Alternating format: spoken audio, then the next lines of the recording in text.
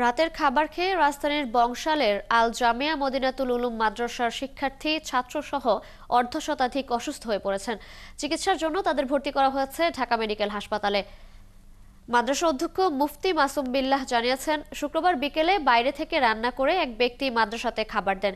সেই খাবার রাত ৮টার দিকে শিক্ষার্থীদের মধ্যে পরিবেশন করা হয়। খাবার খেয়ে শনিবার মাদ্রাসার শিক্ষার্থী, শিক্ষক, স্টাফরা অসুস্থ হয়ে পড়েন।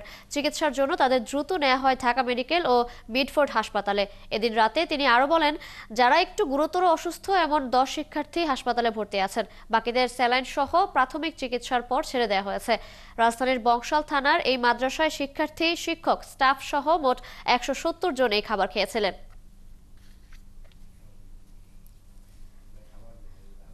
দুপুরে তারা খাওয়া দাওয়া শেষ হওয়ার পরে ৪টা নাগাদ আমাদের আরেকটা দাওয়াতের খাবার আসে। সেটা হচ্ছে গরুর বিরিয়ানির এক ডেক আমাদের মাদ্রাসায় আসে।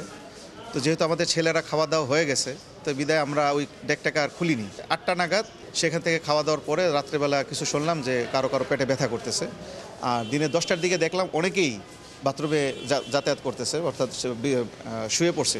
এখন পর্যন্ত শারীরিক অবস্থা হচ্ছে যারা ট্রিটমেন্ট নিয়েছে তারা আলহামদুলিল্লাহ কিছুটা সুস্থের দিকে। আমাদের একজন শিক্ষক আর 2জন ছাত্র আছে যাদের অবস্থা একটু খারাপের দিকে।